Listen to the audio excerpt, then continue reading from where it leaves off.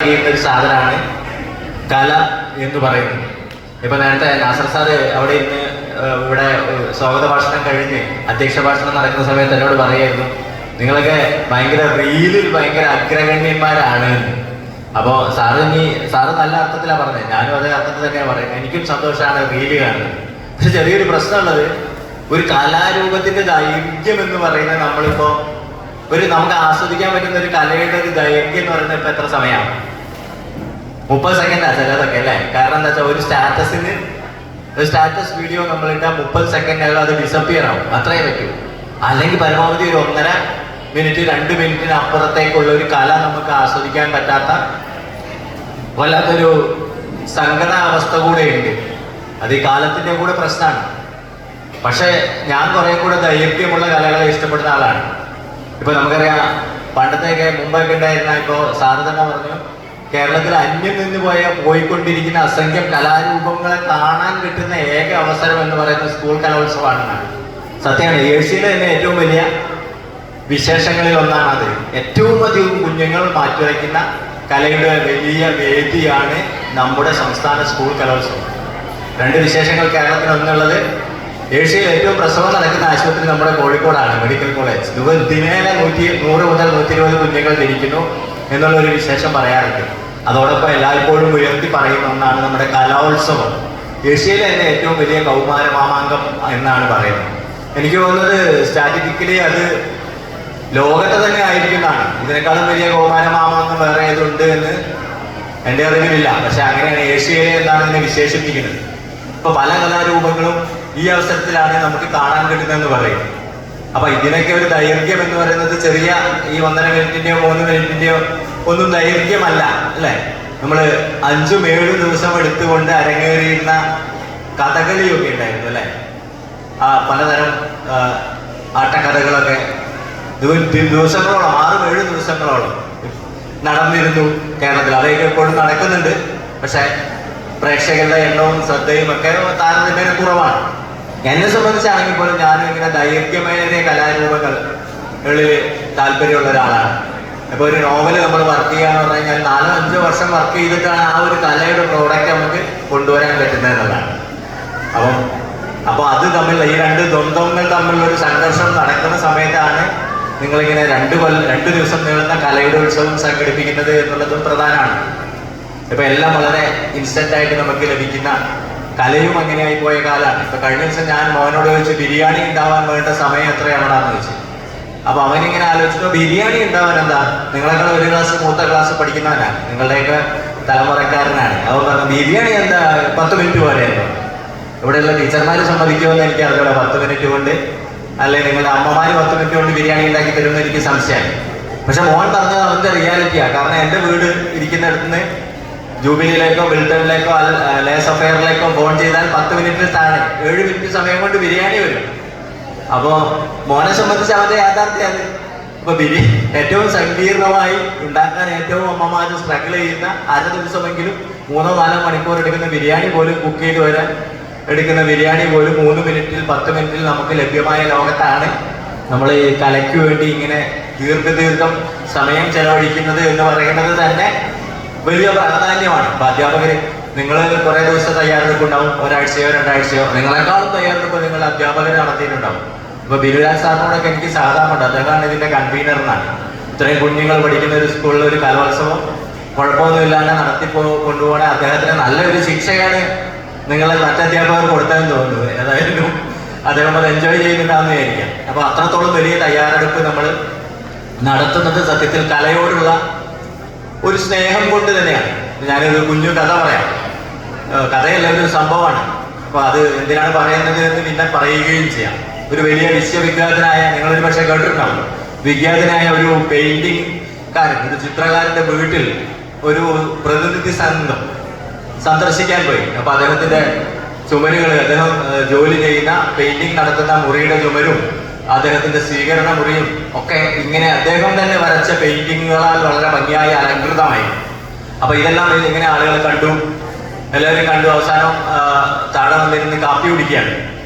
അപ്പൊ കാപ്പി കുടിക്കുമ്പോൾ അദ്ദേഹം ചോദിച്ചു, നിങ്ങൾ ഈ കണ്ട പെയിന്റിങ്ങുകളിൽ നിങ്ങൾക്ക് ഏറ്റവും ഇഷ്ടം തോന്നിയത് ഏതാണ്? അപ്പം ഓരോരുത്തരും പറഞ്ഞു, എനിക്ക് പിന്നെ ഫലവൃക്ഷത്തോപ്പിന്റെ അതാണ്.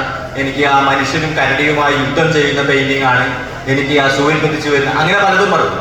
അപ്പൊ ഒരാൾ മാത്രം പറഞ്ഞു, എന്താ, എനിക്ക് അങ്ങ് ചുമരിലൊന്നും അടിച്ചു വെക്കാതെ ആ വരക്കുന്ന മേശപ്പുറത്ത് തുണിയിൽ വരച്ച് വിരിച്ചിട്ടിരിക്കുന്ന ആ പെയിന്റിംഗ് ആണ് എനിക്ക് ഏറ്റവും ഇഷ്ടപ്പെട്ടതെന്ന് പറഞ്ഞു. അപ്പോ നമ്മുടെ ചിത്രകാരൻ പറഞ്ഞ മറുപടി, അയ്യോ അത് പെയിന്റിംഗ് ഒന്നും ആയിരുന്നില്ല, ഞാൻ പെയിന്റ് ചെയ്യുന്ന ബ്രഷ് തുടക്കുന്ന തുണിയായിരുന്നു എന്ന് പറഞ്ഞു. പക്ഷെ അതിനെ സാധാരണഗതിയിൽ പരിഹാസത്തിന് വേണ്ടിയാണ് നമ്മൾ ഉപയോഗിക്കാമെന്ന് വിചാരിക്കും. പക്ഷെ ഞാൻ അതിനെ പോസിറ്റീവായിട്ടാണ് കാണുന്നത്. കാരണം എന്താ പറയാ, എന്തിൽ നിന്നും, ഏത് ചായക്കൂട്ടിൽ നിന്നും ഒരു മനുഷ്യന് കല കണ്ടെത്താൻ കഴിയുന്നു എന്നുള്ളതിന്റെ വലിയ ഒരു മറുപടിയായിട്ടാണ്, വളരെ തത്വചിന്താപരമായ മറുപടിയായിട്ടാണ് ഞാൻ അതിനെ കാണുന്നത്. നമുക്ക് ചില കലകളൊന്നും ആസ്വദിക്കാൻ പറ്റില്ലായിരിക്കാം. ഇപ്പോ ഭയങ്കരമായി വിറ്റുപോയ പുസ്തകമാണ് റാംദേവ് ഓഫ് ആനന്ദി ഒക്കെ. അപ്പൊ എൻ്റെ 15ഓളം പുസ്തകമുണ്ട്. എൻ്റെ എല്ലാ പുസ്തകങ്ങളുടെയും എല്ലാ പതിപ്പുകളും ചേർത്താൽ പോലും റാംദേവ് ഓഫ് ആനന്ദി വിറ്റുപോയതിന്റെ കുറച്ച് 10% വരുള്ളൂ. ഇവിടെ ബിരുദാൽ സാറിന്റെയോ ഷിമോൻ സാറിന്റെയൊക്കെ പുസ്തകം എത്ര പതിപ്പുയിലായി, എത്ര കോപ്പി വിറ്റുപോയി എന്നറിയില്ല. പക്ഷെ ഞങ്ങളുമായിട്ടൊരു താരതമ്യമൊന്നുമല്ല. പക്ഷെ ഭയങ്കരമായിട്ട് വായിക്കപ്പെട്ട പുസ്തകമാണ് റാംദേവ് ഓഫ് ആനന്ദി. പക്ഷെ അതേപോലെ തന്നെ ഒരു വായന ആനന്ദിന് കിട്ടുന്നുണ്ടോ എന്ന് എനിക്ക് അറിഞ്ഞൂടാ. ആനന്ദ് വളരെ സീനിയറായ എഴുത്തുകാരനാണ്. മരുഭൂമികൾ ഉണ്ടാവുന്നതും പിന്നെ ആൾക്കൂട്ടവും ഒക്കെ തുടങ്ങി വലിയ അംഗീകാരങ്ങൾ കിട്ടിയിട്ടുള്ള എഴുത്തുകാരനാണ്. അപ്പോ കല അത്തരത്തിൽ അതിൻ്റെ ഒരു വ്യത്യസ്തത കൂടെ കലയ്ക്കുണ്ട് എന്നുള്ളതാണ്. എല്ലാവരെയും തൃപ്തിപ്പെടുന്നതായിരിക്കില്ല, പലർക്കും പലതരത്തിലുള്ള തൃപ്തി. നേരത്തെ നമ്മൾ ഈ ചിത്രകാരന്റെ പെയിന്റ് ഉണങ്ങിയ തുണി കണ്ടിട്ട് ഒരാൾക്ക് തോന്നിയതുപോലെയുള്ള ഒരു വ്യക്തിയാനുഗതമായിട്ട് അത് വ്യത്യസ്തപ്പെട്ടിരിക്കും എന്നുള്ളത് കൂടെ കലയുടെ ഒരു സവിശേഷമാണ്. അപ്പോൾ കല എന്തിനു വേണ്ടിയാണ് കല എന്ന് ചോദിക്കാറുണ്ട്. അപ്പൊ പൊതുവെ പറയാറുണ്ട് കല സന്തോഷത്തിന് വേണ്ടിയാണെന്നാണ്. അപ്പൊ ഇവിടെ നിങ്ങൾ ഈ തിരുതെളിയിച്ച് നമ്മൾ ഉദ്ഘാടനം ചെയ്ത കലയുടെ ഉത്സവം നിങ്ങളെ സന്തോഷിപ്പിക്കും തീർച്ചയായും.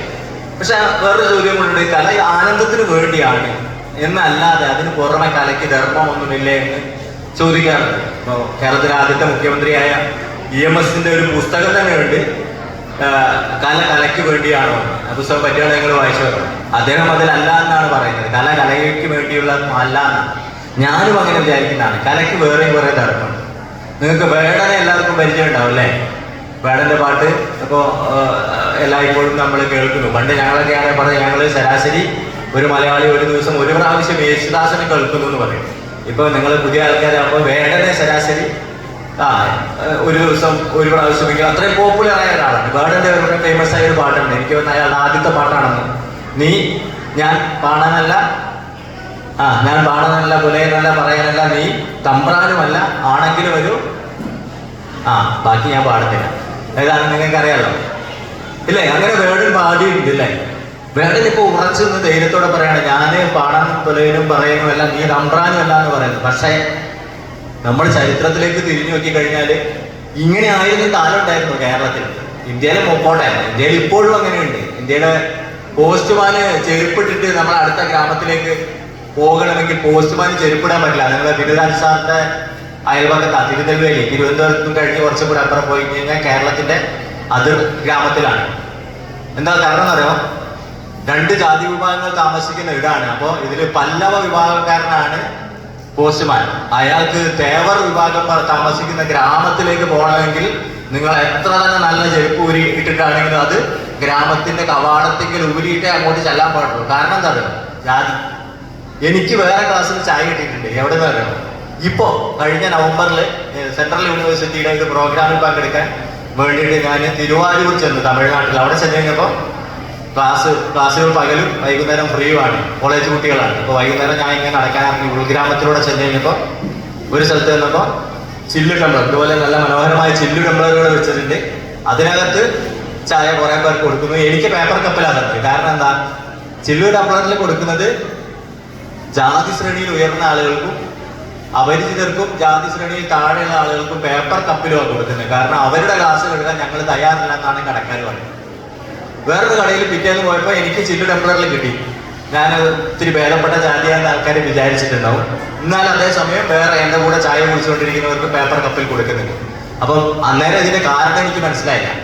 അപ്പൊ അവിടുത്തെ പരിപാടിയുടെ സംഘാടകരോട് ഞാൻ ചോദിച്ചപ്പോൾ അവർ പറഞ്ഞാണ്, അത് സാറിന് ഇതുവരെ മനസ്സിലായില്ലേ, അതിന്റെ അടിസ്ഥാനം ജാതിയാണെന്നാണ് പറഞ്ഞത്. അപ്പൊ അങ്ങനെ ജാതി എന്താ പറയാ ജാതിയുടെ പേരിൽ എന്താ അത് ആളുകളെ മാറി നിൽക്കുന്ന ഒരു ലോകം ഇന്ത്യയിലുണ്ട്. ഇപ്പോഴും കേരളത്തിലും ഉണ്ടായിരുന്നേ. നിങ്ങൾ ആക്കനടി എന്ന് പറയുന്നൊരു സ്ഥലമുണ്ട് നമ്മുടെ കുട്ടനാട്ടിലാണ്. ആക്കനടി പാലം, KSRTC ബസ് ആക്കനടി പാലം വഴി പോകുന്നത് ബോർഡ് വെച്ച് പോകും. ഈ ആക്കനടി എന്നുള്ള പേരിന് ഒരു ചരിത്രം എന്താണോ? ആക്കൻ എന്ന് പറയുന്ന പുലയ വിഭാഗത്തിൽപ്പെടുന്ന ഒരാളെ ജീവനോടെ ബലി നൽകിയ സ്ഥലം. എങ്ങനെയാണോ? മട ഇടിയാതിരിക്കാൻ വേണ്ടി, പാടശേഖരത്തെ തോട് ഇടിയാതിരിക്കാൻ വേണ്ടി ഒരു മനുഷ്യനെ ശിരസിൽ ചവിട്ടി ചെളിയിൽ പൂഴ്ത്തി. അന്നത്തെ ഒരു ആചാരമായിരുന്നു പുലയ വിഭാഗത്തിൽപ്പെട്ട ഒരാളെ കുരുതി കൊടുക്കണം. 100 കൊല്ലം മുമ്പത്തെ കാര്യമായിരുന്നു.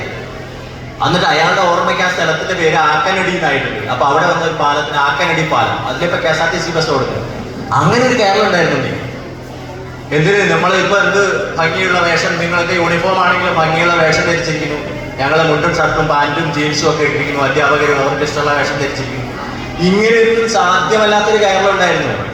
ഞാൻ പറയുന്നത് കൊണ്ടൊന്നും വിചാരിക്കരുത്. തലക്കരവും മുലക്കരവും ഉണ്ടായിരുന്ന നാടായിരുന്നു കേരളം. എന്ന് വെച്ചാൽ തല മറക്കിച്ച് തലയെക്കെട്ട് കെട്ടുന്നതിനും മാറുമറച്ച് ബ്ലൗസ് ഇടുന്നതിനും അല്ലെങ്കിൽ മാറുമറച്ച് നടക്കുന്നതിന് നികുതി കൊടുക്കേണ്ടിയിരുന്ന തലക്കരവും മുലക്കരവും ഉണ്ടായിരുന്ന സംസ്ഥാനമായിരുന്നു കേരളം. അന്ന് സംസ്ഥാനമായിട്ടില്ല, നാടായിരുന്നു കേരളം. അങ്ങനത്തെ ഒരു കേരളമായിരുന്നു. നല്ല പേരിടാൻ മക്കൾക്ക് അവകാശമില്ലാത്ത, കുടിക്കുന്ന കഞ്ഞിക്ക് അടിയങ്ങളുടെ കരിക്കാടി എന്ന് പറയുന്ന ഒരു നാടായിരുന്നു. അപ്പൊ ആ നാട് ഇപ്പൊ വേടൻ പാടിയതുപോലെ എന്താണ്, നീ പാടനുമല്ല തമ്പ്രാനുമല്ല, ഞാൻ തമ്പ്രാനും നീ തമ്പ്രാനുമല്ല, ഞാൻ ഇന്ന ആളുമല്ല എന്ന് പറയുന്നതിലേക്ക് മാറിയിട്ടുണ്ടെങ്കിൽ നമ്മൾ ഇന്ന് നടത്തുന്ന പോലത്തെ കലകളൊക്കെ വഹിച്ച പങ്ക് വളരെ വലുതാണ്. അത് പറയാനാണ് ശ്രമിച്ചത്. വെറുതെ മാറിയതൊന്നുമല്ല. ഒരുപാട് സമരങ്ങൾ നടന്നിട്ടുണ്ട്, ഒരുപാട് പോരാട്ടങ്ങൾ നടന്നിട്ടുണ്ട്, ഒരുപാട് സാഹിത്യ രൂപങ്ങൾ, ഒരുപാട് കലകൾ, ഒരുപാട് നാടകങ്ങൾ നമ്മളെ സാമൂഹിക പരിഷ്കരണത്തിൽ പങ്കുവച്ചിട്ടുണ്ട്. കല വലിയ പങ്കുവച്ചിട്ടുണ്ട്. നോവലും കവിതയും നാടകവും സിനിമയും ഒക്കെ. അങ്ങനെയാണ് ഇത് മാറി വന്ന് ഇന്ന് ഇത്രയും ഭേദപ്പെട്ട ഒരു സ്ഥലമായിട്ട് നമ്മൾ മാറിയത്. അപ്പോ കലയ്ക്ക് വലിയ പങ്കുണ്ട് എന്നുള്ളത് തന്നെയാണ്. ഇപ്പോ നമ്മളെ മനസ്സിലെ ധാർമ്മികത ഉയർത്തുന്നതിന് തന്നെ വലിയ പങ്കുണ്ട്. ഇപ്പൊ കഴിഞ്ഞ ദിവസമാണ് വിദ്യാഭ്യാസ മന്ത്രി ഒരു കുട്ടിയുടെ വീട്ടിലേക്ക് ഫോൺ ചെയ്തു അല്ലെ. നമ്മുടെ സ്കൂൾ പലപ്പോഴും ചിത്രങ്ങളിൽ നിറഞ്ഞിട്ടുള്ള ഒരു സ്കൂളാണ്. എന്താണ് ഇവിടുത്തെ വിജയ ശതമാനത്തിന്റെയും ഇവിടുത്തെ സൗകര്യങ്ങളുടെയൊക്കെ പേരിലും ഒക്കെ നിങ്ങൾ സ്കൂളിന്റെ അഭിമാനം വിദ്യാഭ്യാസ മന്ത്രിയുടെ പേജിലടക്കം. ഞാൻ ഒരിക്കലും ഈ സ്കൂളിന്റെ 3 നിലയുള്ള ചിത്രത്തെ കുറിച്ച് മോന്റെ സ്കൂൾ PTA വന്നപ്പോൾ എന്ന് പറഞ്ഞിട്ട് സ്കൂളിന്റെ ചിത്രത്തെ അനുബന്ധിച്ച് പോസ്റ്റ് ചെയ്യുമ്പോൾ വിദ്യാഭ്യാസ മന്ത്രി ഉൾപ്പെടെ അത് ഷെയർ ചെയ്തു. എന്റെ ജീവിതത്തിൽ ആദ്യമായിട്ടാണ് അത്രയേറെ പേര് ഫേസ്ബുക്കിൽ എന്റെ പോസ്റ്റ് ഷെയർ ചെയ്യുന്നത്. ഏതാണ്ട് 1040 പേരോ മറ്റോ ഒരു ഒറ്റ പോസ്റ്റ് ഷെയർ ചെയ്തു. അപ്പൊ നമ്മുടെ സ്കൂൾ അത്ര നല്ല കാര്യങ്ങളുടെ പേരിൽ സംസ്ഥാനത്ത് ശ്രദ്ധയാകർഷിച്ച സ്കൂളാണ്. എന്നാൽ ഈ അടുത്ത് ഒരു കുട്ടിയുടെ കത്ത് വിദ്യാഭ്യാസ മന്ത്രി ഇതുപോലെ അദ്ദേഹത്തിന്റെ സാമൂഹിക മാധ്യമങ്ങളിൽ എടുത്തു നൽകിയത് നിങ്ങൾ ശ്രദ്ധിച്ചോന്നറിയില്ല. നിങ്ങളുടെ മീഡിയമായ ഇൻസ്റ്റാഗ്രാമിലൊക്കെ വന്നിട്ടുണ്ടാവണോ അല്ലേ? എന്താ സ്പൂൺ റൈസിന്റെ നിയമം എന്താണ് എന്ന് ടീച്ചർ ചോദിച്ചപ്പോൾ അല്ലേ, ടീച്ചർ ചോദിച്ചപ്പോൾ ടീച്ചറല്ല പരീക്ഷയ്ക്ക് ചോദിച്ചപ്പോൾ അതിന് കുട്ടി ഉത്തരം എഴുതിയിരിക്കുന്ന കുറെ കാര്യങ്ങൾ. സ്പൂൺ ഇങ്ങനെ വായിൽ കടിച്ചു പിടിക്കണം, ചെറുനാരങ്ങ അതിൽ വെക്കണം, വീടാതെ കൊണ്ടെത്തിക്കണം, അങ്ങനെ നിയമങ്ങൾ. അവസാനം ഒരു നിയമം അല്ലേ, ഇവിടെ നിങ്ങൾ പഠിപ്പിക്കുന്ന ബാനസ് ടീച്ചറോ അല്ലെങ്കിൽ മറ്റധ്യാപകരോ വർഗീസ് സാറോ ഒന്നും പറഞ്ഞു തരാത്ത ഒരു നിയമം. ഏതാ നിയമം? അതാ കുഞ്ഞവിടെ എഴുതി വെച്ചിട്ടുണ്ട് അല്ലേ. തലശ്ശേരിയിലെ ചന്തുമേനോൻ സ്മാരക പബ്ലിക് വിദ്യാലയത്തിലെ കുട്ടിയാണ്, 6ാം ക്ലാസ്സിലോ 4ാം ക്ലാസ്സിലോ. കുട്ടി എഴുതിയതാണ് തോറ്റവർ അല്ല ജയിച്ചവർ തോറ്റവരെ കളിയാക്കരുത് എന്നൊരു നിയമം കൂടെ കുഞ്ഞ് എഴുതി ചേർത്ത്. ഇവനത് എവിടുന്നാ കിട്ടിയിട്ടുണ്ടാവുക? ഞങ്ങൾ പാരൻസ് വീട്ടിൽ നിന്ന് പറയുന്നതിനോടൊപ്പം അവൻ പഠിച്ച പാഠഭാഗങ്ങളിൽ നിന്നും അവൻ അതിൽ നിന്നുണ്ടാക്കിയെടുത്ത തിരിച്ചറിവ് കൂടെയാണ്. അതാണ് വിദ്യാഭ്യാസം നമ്മൾ വിചാരിക്കുന്നത്. അതുകൊണ്ടാണ് നമ്മൾ പറയാറുണ്ട്, മനുഷ്യനെയും മൃഗങ്ങളെയും പുല്ലിനെയും പാമ്പിനെയും ഒക്കെ കഥാപാത്രങ്ങളാക്കി എഴുതിയിട്ടുള്ള ആളുകളാണ് സാഹിത്യകാരന്മാരും കലാകാരന്മാരും ഒക്കെ അല്ലേ. അതുകൊണ്ടാണ് നമ്മൾ പറയുന്നത് നിങ്ങൾ പാഠഭാഗങ്ങളിൽ, അതുകൊണ്ടാണ് ഗവൺമെന്റും ഭരണകൂടമൊക്കെ നിഷ്കർഷിക്കുന്നത് പാഠഭാഗങ്ങളിൽ കുട്ടികൾ ശാസ്ത്രവും സയൻസിനോടും ഒപ്പം ക്ലാസിക്കായിട്ടുള്ള കഥകളും ക്ലാസിക്കായിട്ടുള്ള കവിതകളും എല്ലാം ഉൾപ്പെടണം. അത് പഠിക്കണം എന്ന് പറയുന്നതിന്റെ കാരണം ഇതാണ്. ഈ തരത്തിലുള്ള ധാർമ്മികമായിട്ടുള്ള ബോധവും അല്ലെങ്കിൽ ഇത്തരത്തിലുള്ള സഹജീവി സ്നേഹത്തിന്റെയൊക്കെ എലമെന്റ് മനുഷ്യരുടെ ആലോചനയിലേക്ക് ഇതുപോലെ കടന്നു വരുന്നതിന് വേണ്ടിയാണ് ക്ലാസിക്കായിട്ടുള്ള മലയാളത്തിലെ ഇഷ്ടംപോലെ കഥകൾ, പണയം പോലത്തെ കഥകൾ, ഇപ്പോൾ ഒരുപാട് കഥകൾ നമുക്ക് പഠിക്കാനുണ്ട്. കവിതകളൊക്കെ സമകാലികരും പഴയ ആളുകളൊക്കെ, ഇതൊക്കെ പാഠപുസ്തകങ്ങൾ ഉൾപ്പെടുന്നത് ഈ ധാർമ്മികതയുടെയും മനുഷ്യത്വത്തിന്റെയും സഹജീവി സ്നേഹത്തിന്റെയും സഹവർത്തിത്വത്തിന്റെയും ഒക്കെ പാഠങ്ങൾ നിങ്ങളിലേക്ക് ട്രാൻസ്ഫർ ആവണമെന്ന് വിചാരിച്ചാണ്. അപ്പൊ ആ അർത്ഥത്തിൽ പോലും വലിയ പ്രാധാന്യമുണ്ട് നമ്മുടെ കലകൾക്ക് എന്നുള്ളതാണ് വലിയ സന്തോഷം. അപ്പൊ ഞാൻ അവസാനിപ്പിക്കുകയാണ്. നിങ്ങളെ മാപ്പിളപ്പാട്ട് ഇവിടെ നടന്നുകൊണ്ടിരിക്കുകയാണ്. നമ്മുടെ ഉദ്ഘാടകൻ ഇവിടെ ആരംഭിച്ചത്. ഞാൻ വിചാരിച്ച ആ പാട്ട് കഴിഞ്ഞ് അതുകൂടെ കേട്ടിട്ട് ആരംഭിക്കാമെന്നാണ്. ഏതായാലും ഇടയ്ക്കൊരു ബ്രേക്ക് ഉണ്ടായി. അപ്പോൾ അതിൻ്റെ ഒരു ഭംഗം ഞാൻ വരുത്തുന്നില്ല. അപ്പോൾ ഞാനൊരു കുഞ്ഞു കാര്യം കൂടെ പറയാം. നിങ്ങൾ കവിതകളൊക്കെ വായിക്കുന്ന ആളായിരിക്കാം. ഞാൻ വായിച്ച വളരെ സ്ട്രൈക്ക് ചെയ്ത ഒരു കവിത ഉണ്ട്. ഈ അടുത്ത കാലത്ത് നമ്മുടെ സുഹൃത്തു കൂടിയാണ് അലി കടുകശ്ശേരി എന്ന് പറയുന്ന ഒരു കവി എഴുതിയാണ്. അപ്പോൾ അദ്ദേഹത്തിൻ്റെ കവിത എങ്ങനെയാണ്, അമ്മക്കിളിയും കുഞ്ഞിക്കിളിയും തമ്മിലുള്ള സംഭാഷണമാണ്. അപ്പോൾ ഈ സംഭാഷണത്തിൽ കുഞ്ഞിക്കിളി അമ്മക്കിളിയോട് ചോദിക്കുകയാണ്. കിളികളുടെ ഭാഷ മനുഷ്യർക്ക് അത്ര മനസ്സിലാവുമോ എന്നുള്ളത് കവിക്ക് മാത്രമേ വിവരിക്കാനാവൂ. അപ്പോൾ ഏതായാലും കവി ഭാഷയിൽ കുഞ്ഞിക്കിളി അമ്മക്കിളിയോട് ചോദിക്കുക, നമ്മളും മനുഷ്യരും തമ്മിലുള്ള വ്യത്യാസം എന്താണ്?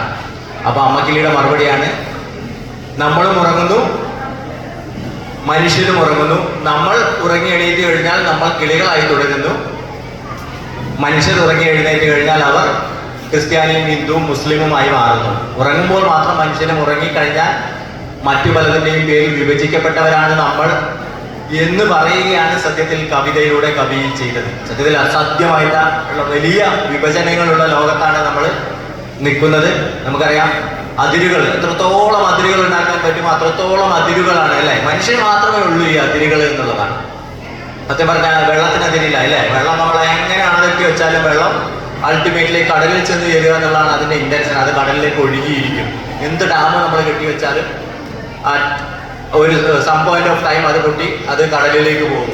കാറ്റിന് അതിനുണ്ടാവും? ഇല്ല. നമ്മൾ ഇപ്പോൾ യാത്ര ചെയ്യുന്ന ഒരാളെന്ന രീതിയിൽ ഞാൻ വളരെ കണ്ട് കൗതുകപ്പെട്ടിട്ടുണ്ട്. ഇപ്പോൾ നമ്മൾ യൂറോപ്പിലോ അവിടെയൊക്കെ പോകുമ്പോൾ ചില രാജ്യങ്ങളിൽ നമുക്ക് അടുത്ത രാജ്യത്തേക്ക് പോകാൻ പറ്റില്ല. അവിടെ നമുക്ക് ബോർഡർ ഉണ്ടാവും. എന്തിന്? നമുക്ക് പിന്നെ ഇന്ത്യയിൽ നിന്ന് ബംഗ്ലാദേശിലേക്ക് പോകാൻ പാസ്പോർട്ട് വേണം, ഇന്ത്യയിൽ നിന്ന് പാകിസ്ഥാനിലേക്ക് പോകാൻ, അല്ലെങ്കിൽ വേറൊരു സ്ഥലത്തേക്ക് പോകാൻ നമുക്ക് പാസ്പോർട്ട് വേണം, അല്ലെങ്കിൽ യാത്രാരേഖ വേണം. ഇല്ലാത്ത ആൾക്ക് അതിരിൽ പോയി നിന്ന് അപ്പുറം കാണാമെന്നേ ഉള്ളൂ. പക്ഷെ ഭയങ്കര സങ്കടം തോന്നുന്ന, അല്ലെങ്കിൽ ഒരുപക്ഷെ ഒരു മനുഷ്യനെന്ന രീതിയിൽ നമ്മളെ സങ്കടപ്പെടുത്തുന്ന അല്ലെങ്കിൽ ഭ്രമിപ്പിക്കുന്ന ഒരു കാര്യം എന്ന് പറഞ്ഞാൽ, നമ്മളിങ്ങനെ ഇന്ത്യ ബംഗ്ലാദേശ് അതിരിലോ അല്ലെങ്കിൽ പാർട്ട്ണറിലെ ഇന്ത്യ പാക് അതിരിലെ മരുഭൂമിയിൽ ഇങ്ങനെ കമ്പിവേലി കെട്ടിയെടുക്കുന്ന ഇടത്തൊക്കെ പോയി ഇങ്ങനെ അപ്പുറം ഇങ്ങനെ നമുക്ക് കാണാൻ പറ്റാതെ ഇങ്ങനെ നോക്കി നിൽക്കുമ്പോൾ ഇവിടുന്ന് പശു അങ്ങോട്ട് പോകുന്നു, രാവിലെ വൈകുന്നേരം തിരിച്ചു വരുന്നു, ആടുകൾ അങ്ങോട്ട് പോകുന്നു, തീരെ നിസ്സാരരായ ജീവികൾ നമ്മൾ വിചാരിക്കുന്ന ഉറുമ്പുകൾ അങ്ങോട്ട് വരിയിട്ട് പോകുന്നു, മരത്തിന്റെ ജില്ല അപ്പുറത്തേക്ക് പോകുന്നു, അല്ലെങ്കിൽ അവിടെ നിന്ന് ഇങ്ങോട്ട് പാമ്പിഴഞ്ഞു വരുന്നു. അപ്പൊ മനുഷ്യന് മാത്രമേ അതിരുള്ളൂ. സത്യത്തില് ഈ അതിരുകളൊക്കെ പിന്നീട് പിൽക്കാലത്ത് മനുഷ്യരുണ്ടാക്കിയതാണ്. കല ചെയ്യുന്നതും അത് തന്നെയാണ്. ഈ അതിരുകളെ ഇല്ലാതെ മനുഷ്യന് ഈ അതിരുകൾക്കെല്ലാം അപ്പുറം മനുഷ്യൻ എന്ന് പറയുന്നത് ഒരു കുടുംബത്തിന്റെയും കുലത്തിന്റെയും ഭാഗമാണ് എന്ന് പറയാനാണ് കല നമ്മളെ പ്രേരിപ്പിക്കുന്നത്. അതുകൊണ്ടാണ് ലോകത്ത് ഏത് ഭാഷയിലും ഉണ്ടായിട്ടുള്ള ക്ലാസിക് കൃതികൾ, കിഴവനും കടലോ അല്ലെങ്കിൽ കാരമസവും പ്രദേശവും ഒക്കെ നമ്മുടെ നാട്ടിലുണ്ടായതുപോലെ നമുക്ക് ആനന്ദം തോന്നുന്നു. നമ്മുടെ നാട്ടിലെ ക്ലാസിക്കുകൾ, ടാഗോറിന്റെയും ഉൾപ്പെടെയുള്ള നമ്മുടെ നാട്ടിലെ ക്ലാസിക്കുകൾ ലോകം എല്ലായിടത്തും വായിക്കപ്പെടുന്നത് അതുകൊണ്ട് തന്നെയാണ്. അപ്പോൾ കലയ്ക്ക് അങ്ങനെ അതിരുകളൊന്നുമില്ല. ഈ കല മനുഷ്യരെല്ലാം ഒന്നുപോലെയാണ് എന്ന് പറയാൻ ശ്രമിക്കുകയാണ്. അപ്പോൾ അവസാനം ഗുരുവും ശ്രീനാരായണ ഗുരുവും ഗാന്ധിയും തമ്മിലുള്ള ഒരു സംഭാഷണം പറഞ്ഞ് ഞാൻ അവസാനിപ്പിക്കാം. ഗാന്ധി ഗുരുവിനെ കാണാൻ വേണ്ടി കേരളത്തിൽ വന്നപ്പോൾ ഇവർ രണ്ടുപേരും കൊല്ലത്ത് ഒരു സ്ഥലത്ത് ഇരുന്നിങ്ങനെ വർത്താനം പറയായിരുന്നു. അപ്പോൾ മനുഷ്യരുടെ വൈവിധ്യത്തെ കുറിച്ച് പറയാൻ വേണ്ടി ഗുരുവിനോട് ഗാന്ധി പറഞ്ഞു, നോക്കൂ, നമ്മുടെ നാട്ടിലെ വിവിധ ഭാഷയും വിവിധ സംസ്കാരവും വിവിധ ജാതിയിലും പെടുന്ന മനുഷ്യർ ആ കാണുന്ന മാവിലെ ഇലകൾ പോലെയാണ്. പലതും പല ആകാരങ്ങളാണ്. ചിലത് പഴുത്തത്, ചിലത് നീണ്ടത്, ചിലത് ചുരുണ്ടത്, ചിലത് തളിരാണ്. അത്തരം വൈവിധ്യങ്ങൾ ഓരോ ഇലയ്ക്കും ഉള്ളതുപോലെയാണ് ഓരോ മനുഷ്യരും എന്ന് പറഞ്ഞു. അപ്പോൾ ഗുരു ഇതിന് കൊടുത്ത മറുപടിയാണ് ഞാൻ അവസാനിപ്പിക്കാൻ വിചാരിക്കുന്നത്. ഗുരു പറയുന്നത്, അങ്ങനെയൊക്കെ ആണെങ്കിലും മഹാത്മൻ ആ വ്യത്യസ്തമുള്ള ഇലകൾ പറിച്ചെടുത്തൊന്ന് പിഴിഞ്ഞു കഴിഞ്ഞാൽ അവയുടെ സത്ത് ഒന്നാണ് എന്നാണ് പറയുന്നത്. അങ്ങനെയാണ് ഗുരു സംഭാഷണം അവസാനിപ്പിക്കുന്നത്. അപ്പോൾ അതായത് എന്ത് വൈജാത്യങ്ങളുണ്ടെങ്കിലും മനുഷ്യൻ ഒരു കുടുംബത്തിന്റെ, ഒരു കുലത്തിന്റെ, ഒരു സത്തിന്റെ, ഒരു സത്തയുടെ ഭാഗമാണ് എന്നുള്ളത് പറയാനാണ് ലോകത്തെ എല്ലാ കാലത്തും കലയും സംസ്കാരവും ഒക്കെ ശ്രമിച്ചിട്ടുള്ളത്. അപ്പോൾ ഇവിടെ നിങ്ങൾ നടത്തുന്ന കലയിലൂടെയും ഈ മനുഷ്യത്വവും മാനവികതയൊക്കെയാണ് ഉയർത്താൻ ശ്രമിക്കുന്നത്. നേരത്തെ സാറ് പറഞ്ഞതുപോലെ കലോത്സവങ്ങൾ ഉയർത്തിയ ഒരുപാട് ആളുകൾ നമുക്കുണ്ട്. നമ്മളറിയാവുന്ന പല സിനിമാ നടിമാരും പല ഗായകരും പല പ്രതിഭകളും ഒക്കെ അങ്ങനെയാണ്. എൻ്റെ ഉദാഹരണം പറഞ്ഞതിൽ പക്ഷേ ചെറിയ വിഷയമുണ്ട്. ഞാൻ കലോത്സവത്തിൽ ഒട്ടുമേ ജയിക്കാത്ത ഒരാളാണ്. ആകെ ജയിച്ചിട്ടുള്ളത് അക്ഷരശ്ലോകത്തിനും കാർട്ടൂണിനും ഒക്കെയാണ്. അതിനാണ് ഉപജില്ല വരെ പോയിട്ടുള്ളത് പരമാവധിയായി. അത് തന്നെ പിന്നീട് എൻ്റെ ഒരു ഇനമല്ലാതായി മാറി. അത് വേറെ ഏത് മത്സരിക്കാനില്ലാത്തത് കൊണ്ട് ഞാൻ അതിലൊക്കെ ഉപജില്ലയിൽ പോകേണ്ടി വന്നതൊക്കെ ആയിരിക്കാം. പിന്നീട് എഴുതുകയൊക്കെയാണ് ചെയ്തത്. എഴുതിയിട്ടൊക്കെയാണ് എന്തെങ്കിലും വിലാസം ഉണ്ടെങ്കിൽ അത് ഉണ്ടാക്കാൻ ശ്രമിച്ചത്. ഏതായാലും നിങ്ങൾ കലയുടെ ഒരു ഉപാസകരായി കലയുടെ ഒരു ഉത്സവത്തിൽ പങ്കെടുക്കുന്നതിന് അങ്ങനെ കൂടെ ഒരു ഇന്റൻഷൻ ഉണ്ട്. നിങ്ങൾ ഉള്ള കഴിവുകളെ പ്രോജ്വലമാക്കാൻ, ഈ തിളങ്ങുന്ന വെളിച്ചം പോലെ പ്രോജ്വലമാക്കാൻ, അതിനുള്ള ഒരു അവസരമാവാൻ എല്ലാ കലോത്സവങ്ങൾക്കും സാധ്യതയുണ്ട്. ലോകമറിയുന്ന നിങ്ങളുടെയൊക്കെ പേരിൽ ഞങ്ങളും നമ്മുടെ ഈ വിദ്യാലയമൊക്കെ അറിയപ്പെടാൻ ഇട നൽകുന്ന അവസരമായിട്ട് ഈ കലയുടെ ഉത്സവം മാറട്ടെ എന്നുകൂടെ ആശംസിക്കുകയാണ്. അപ്പം അതുകൊണ്ട് നിങ്ങളുടെ തന്നെ സഹപാഠി വേറൊരു സ്ഥലത്തിരുന്ന് എഴുതിയതായ വാക്ക് ഒരിക്കൽ കൂടെ നിങ്ങൾ ഓർമ്മിപ്പിക്കുകയാണ്. ജയിച്ചവരാരെയും തോറ്റവരെ ആരെയും ജയിച്ചവർ കളിയാക്കരുത്. പങ്കെടുക്കുന്നത് തന്നെ വലിയ വിജയമാണ് എന്ന് ഓർമ്മിപ്പിച്ചുകൊണ്ട് നിങ്ങളെല്ലാം അനുമതിയോടെ നിങ്ങളുടെ ഈ കലയുടെ ഉത്സവം 2 നാളത്തെ ഉത്സവം ഉദ്ഘാടനം ചെയ്തതായി പ്രഖ്യാപിച്ചുകൊണ്ട് നിർത്തുന്നു. നന്ദി, സ്നേഹം. Thank you sir.